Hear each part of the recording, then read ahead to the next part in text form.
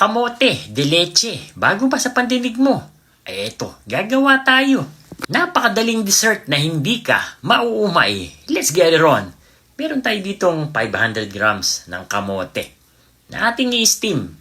Kung gusto nyo pakuluan, nasa sa inyo yan. Check natin kung malambot na. Gagamit tayo ng tinidor. Tutusukin natin yan. Isalin sa isang lalagyan. At gamit pa rin ang tinidor ay atin itong dudurugin. Ngayon kung meron kayong potato masher, much better. Set aside muna natin yan. Sa isang pan ay maglalagay tayo dito ng 1/4 cup ng butter, 1/2 cup ng evaporated milk, at 1/4 cup ng condensed milk. Meron ding vanilla at syempre, ube flavor. Haluin. Bago natin buksan ang apoy, ay isasalin muna natin yung ating kamote. At pagkatapos pwede nyo nang buksan ng apoy sa mahina lang. So continuous stirring lang para kang gumagawa ng ube halaya.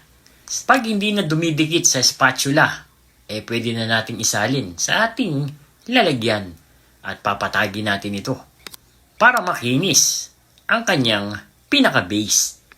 Set aside muna natin yan at gawin na natin yung ating topping. 4 na egg yolks, 1/3 cup ng condensed milk, at 1 teaspoon ng vanilla flavor. So ito na yung pinaka leche flan, yung nasa ibabaw ng ating dessert na ito. At ang sikreto para matigas yung pinaka leche flan niya, naglagay tayo dito ng 1 teaspoon ng jelly powder. Ito ay para mapanatili natin na talagang hindi bumagsak yung leche flan dun sa ibabaw ng mga kamote. Oras na para isali natin itong ating leche sa ibabaw ng kamote. Uga-ugain lang para magpantay-pantay at ma-distribute siya sa mga bawat sulok.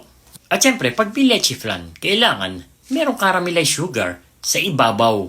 So eto na nga, 1 cup ng asukal na ating ika-caramelize. Nagtunaw na din tayo ng cornstarch sa tubig. At ito tiyahalo na natin. Dahan-dahan lang ang pagbuhos at the same time ay sinasabayan mo nung halo dito. At pagkatapos, pwede na nating ibuhos doon sa ibabaw ng leche flan.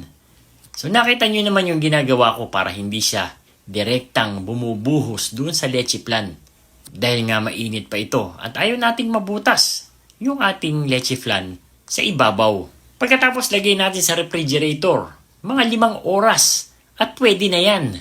And there you have it, Candy Nation, mga kadadilicious. Ito yung ating special version ng kamote de leche. Ang simpleng dessert na hindi nakakaumay. Kaya ano pang hinihintay?